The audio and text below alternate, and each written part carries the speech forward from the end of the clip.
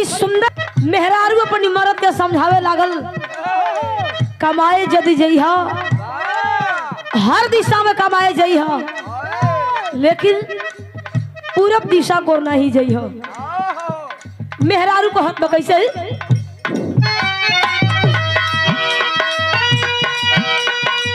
जानी जा कमाए कलकतिया राजा,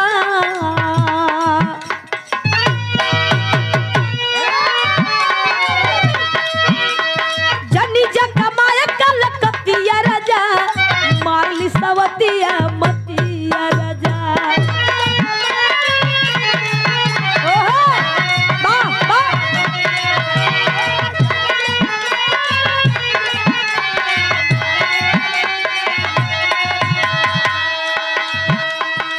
गुरुजी कहली है कि झूठों कैदा प्यार हो, प्यार झूठा थोड़ी न होला, प्यार सही का होला, हम सच्चे के करेली। गुरुजी आप लोग से सच्चे के हम प्यार करेली, बतेबे कहली है कि प्यार वो जरूर थोड़ी ना के पति पत्नी के ही होके, हम झूठे के नाम सही है के कहत बनी कि हम प्यार करी आप लोगों से। मेहरारू को हत कैसे जानी जा कमाए कलकतिया राजा,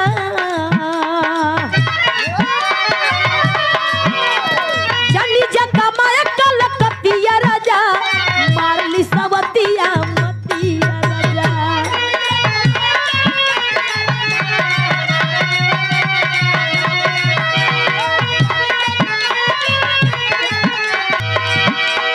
जानी जा कमाए कलकतिया राजा, मारली सवतिया मतिया राजा।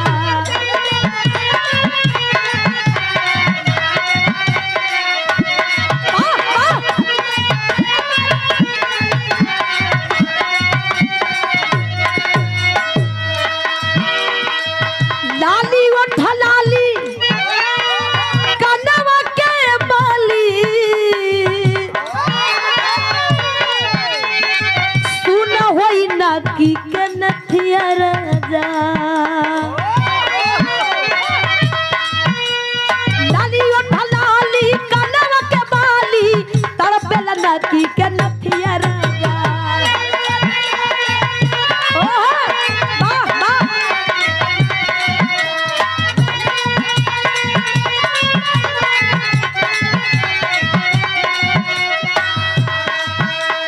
जानी जा कमाए कलकतिया राजा, मारली सवतिया मतिया राजा।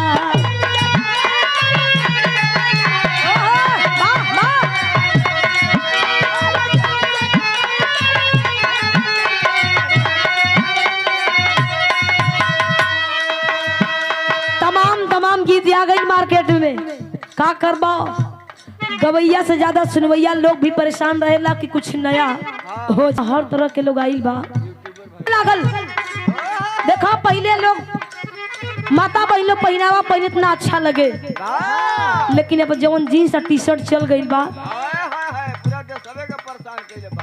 देखवैया लोग खुदे मुड़ी नीचे कर लेत बा। हम सही कहिला कि आज के जमाने में अगर बुढ़ऊ दादा लोगन के बुढ़ऊ को ही देलो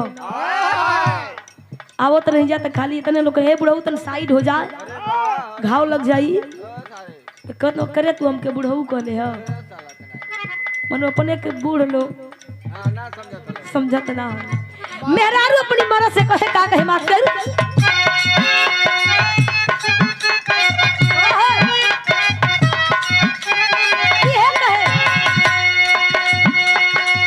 साड़ी कमरिया पे भारी लाग